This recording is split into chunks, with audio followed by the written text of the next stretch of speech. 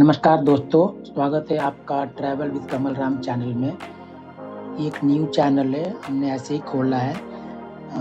Generally हम हर 3-4 महीने बाद एक फैमिली ट्रिप लगाते रहते हैं। पिछली बार हम लोग केदारनाथ बद्रीनाथ गए थे, उसके बाद हम टेहरी डैम गए थे। तो हमें ऐसे ही ख्याल आया क्यों ना भाई एक चैनल खोल दिया जाए, जस्ट फॉर एक फन के लिए, एक फैमिली मेमोरी के लिए हो जाएगा, भले कोई मत देखे। तो ये हमारी फर्स्ट चैनल है कि इसमें लद्दाख की वीडियो डाल रहे हैं हम लोग। बस ट्राई कर रहे हैं, पता नहीं लोगों को कैसा लगेगा। तो इसके पहले हम लोग लास्ट नाइट हम लोग पैंगोंग झील में थे। तो आज के दिन हम लोग पैंगोंग झील से लेह की ओर जा रहे हैं। तो जैसे आप जाओगे लेह की तरफ तो आपको पैंगोंग झील के आखिरी बार दर्शन होंगे, मतलब कि लेफ्ट साइड के व्यू में। तो झील बहुत ही सुंदर झील है। ये लगभग समुद्र तल से 4350 मीटर ऊंचाई पर स्थित है। लद्दाख की सबसे खूबसूरत और प्रसिद्ध झीलों में से एक है। ये झील की लंबाई लगभग 134 किलोमीटर है और इसका 60% हिस्सा चीन में स्थित है। बता सकते हैं कि झील हम देख के आए हैं, वो कितना बड़ा है, फिर भी उसका 60% हिस्सा चीन में है। पैंगोंग लेक बहुत ही सुंदर है। दीवाना कर रहा है तेरा रूप सुनहरा। हम जो चलने लगे हैं ये रास्ते, आहा हा, मंजिल से बेहतर लगने लगे हैं ये रास्ते। पैंगोंग लेक से लेह का रास्ता दोस्तों बहुत ही खूबसूरत है। एक तो हम लकी थे कि उस दिन बारिश भी शुरू हो गई तो रास्ता और भी खूबसूरत हो गया। ये रास्ता किसी फिल्मी सीन से कम नहीं था। सच कहूँ तो इस हल्की बारिश ने हमारी यात्रा को यादगार बना दिया। करीब 2 घंटे की जर्नी के बाद हम दुर्बुक पहुंचे। दुर्बुक एक छोटा सा गांव है। यहाँ पर एक इंडियन आर्मी का बेस भी है। यहाँ से चांगला करीब 35 किलोमीटर दूर है। हमें एक पेट्रोल पंप दिखा और हमने अपनी गाड़ी में पेट्रोल भरवाया। आप जब भी लद्दाख जाएं, चाहे कहीं भी जाएं, आप जर्नी में, लॉन्ग जर्नी में, तो जहाँ दिखा पेट्रोल पंप वहाँ पेट्रोल भरवा लीजिए। आप मत देखिए कि आपका टैंक हाफ है या क्वार्टर है। आपको जहाँ दिखे पेट्रोल पंप वहाँ आप गाड़ी फुल करा लीजिए। अब हम चांगला पास की ओर बढ़ने लगे। हल्की हल्की चढ़ाई थी। एक बात आपने नोट किया होगा कि पैंगोंग लेक से अब तक की रोड कंडीशन बहुत ही अच्छी है। एकदम मक्खन की तरह रोड है। बारिश अभी भी हो रही है और मौसम बिल्कुल सुहावना है।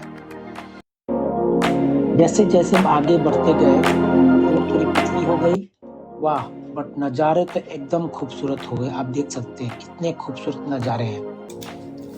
हल्की हल्की चढ़ाई के साथ तापमान भी गिरने लगा। अगर आप जून या जुलाई के महीनों में सफ़र कर रहे हैं तो यहाँ आपको बर्फ़ देखने का मौका मिल सकता है। अब देखते हैं हम कितने लकी है, हमको बर्फ़ मिलती है कि नहीं मिलती। बर्फ़ नज़ारे देखिए कितने खूबसूरत हैं। ये पहाड़ देखिए अब कितने खूबसूरत पहाड़ हैं। दुर्बुक से निकले हमें करीब 2 घंटे हो गए थे। हमने एक छोटा सा ब्रेक लिया, देखा कि कुछ लोग खड़े हैं वहाँ पर और कुछ वॉशरूम वगैरह भी दिख रहे थे। तब हमने गाड़ी खड़ी कर दी और जब नीचे देखा तो हम दंग रह गए। जून के महीने में बर्फ़, बिल्कुल हैरानी हो गई, मतलब कि। तो बच्चे ने बोला कि पापा यहीं रुकते हैं, थोड़ा नीचे जाके आते हैं।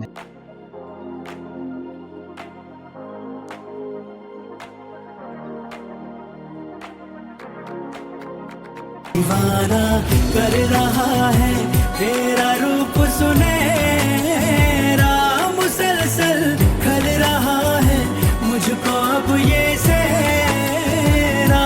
बता अब जाए तो जाए कहाँ। आप देख सकते हैं कि चारों तरफ बर्फ से ढकी चोटियां हैं और दूर दूर तक फैले हरे भरे मैदान ही मैदान दिख रहे हैं। यह एक सुंदर दृश्य एक किसी मूवी सीन से कम नहीं। आपने ऐसे सीन किसी मूवीज में देखे होंगे। ध्यान रखें कि चांगला दुनिया का सबसे ऊंचा मोटर योग्य 500 में से एक है। हालाँकि चांगला पास काफ़ी दूर है यहाँ से, करीब 1-2 घंटे हो गए यहाँ से अभी।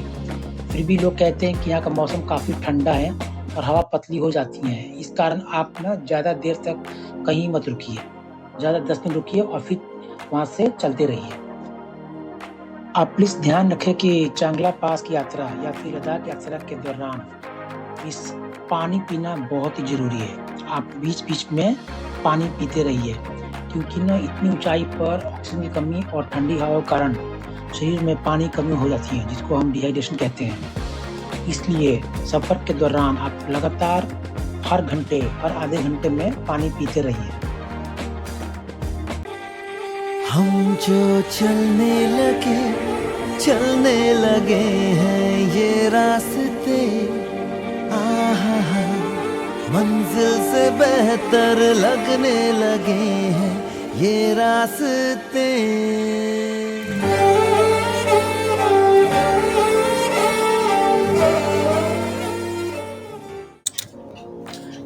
दोस्तों, हम जैसे ही आगे बढ़े, कुछ देर बाद रास्ते में बर्फ़ के पहाड़ दिखने लगे।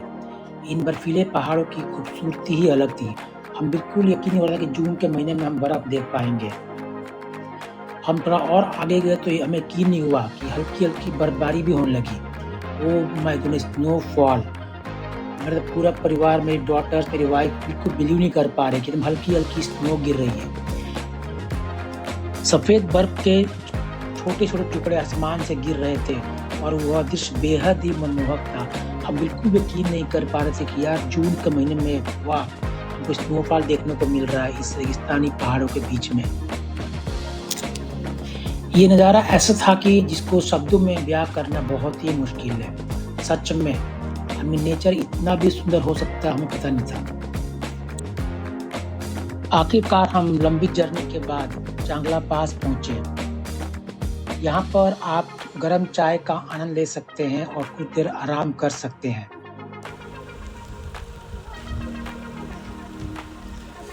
अरे जम रहे हैं भाई।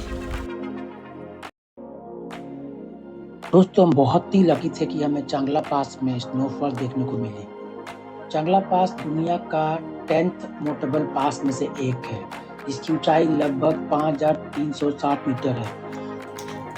कई लोग का मानना है कि ये खारदुंगला पास से भी ऊंचा है। देखिए यहाँ बोर्ड पर लिखा हुआ है, ये वर्ल्ड का 10th नोटेबल पास है। चांगला पास लद्दाख के लेह जिले में स्थित है और लेह से पैंगोंग लेक की यात्रा के रास्ते में पड़ता है। यह लेह को चांगथांग पठार से जोड़ता है। चांगला का मतलब है दक्षिण की ओर जाने वाला पास टुवर्ड्स द साउथ। यहाँ पर एक इंडियन आर्मी की पोस्ट है। जैसे आप देख रहे हैं कि यहाँ बहुत ही ठंड है, यहाँ तक कि जून के मंथ में भी। तो विंटर में तो यहाँ का टेम्परेचर -0 के नीचे चला जाता है। ऊंचाई की वजह से यहाँ ऑक्सीजन की बहुत ही कमी है, तो इसलिए यहाँ पर ऑल्टीट्यूड सिकनेस होने खतरा है। इसलिए आपको सलाह दी जाती है कि आप धीरे-धीरे ऊंचाई पर चढ़ें और पास पर ज़्यादा समय ना बिताएं।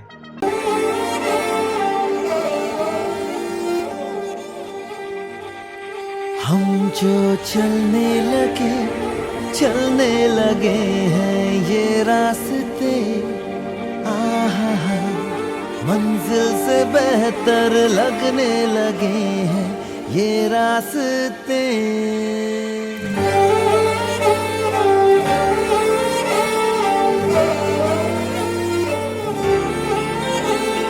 हम जो चलने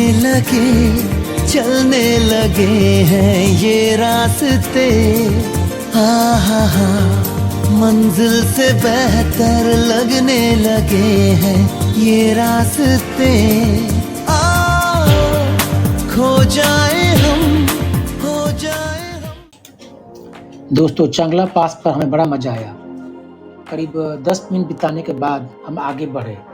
हम जैसे ही हम चांगला पास से उतरना शुरू हुए, मौसम अचानक बहुत ही खराब हो गया। बारिश होने लगी और चारों तरफ घना घना कोहरा छा गया। रास्ते पर कुछ भी साफ दिखाई नहीं दे रहा था, जैसे मानो हम बादलों के बीच चल रहे हों। सड़क पर आगे क्या है बिल्कुल दिखाई नहीं दे रहा था और हमें बिल्कुल ध्यान से गाड़ी चलानी पड़ रही थी। जो गाड़ी हमारे पीछे चल रही थी, हमने उनको पास दिया और हम आराम से चलते रहे। जब भी आप ऐसे मौसम में या पहाड़ों में गाड़ी चलाएं तो अपने हिसाब से गाड़ी चलाएं। आप लोगों को पास दे दीजिए, उनको जाने दीजिए और आप अपने हिसाब से जितना आपकी कैपेसिटी है उसके अकॉर्डिंग ड्राइव कीजिए आप।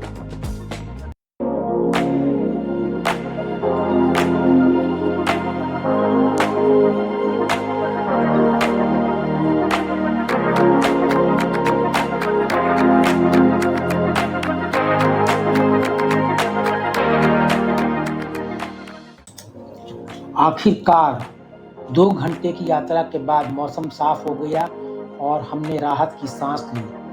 चारों ओर का नज़ारा फिर से दिखाई देने लगा और हमारी थकान भी कुछ कम हो गई। दोस्तों, तो ये थी हमारी चांगला पास की यात्रा। रोमांचक, चुनौतीपूर्ण और यादगार। हर मोड़ पर मौसम के साथ लड़ते हुए, लेकिन अंत में हमने बेहतरीन अनुभव और अद्भुत नज़ारे देखने को मिले। ये जर्नी डेट है 23 जून 2024। मैं आशा करता हूँ कि आपको ये वीडियो पसंद आया होगा। और भी खूबसूरत यात्राओं के लिए हमारे साथ जुड़े रहिए। धन्यवाद। हम जो चलने लगे हैं ये रास्ते, आहा मंजिल से बेहतर लगने लगे हैं ये रास्ते।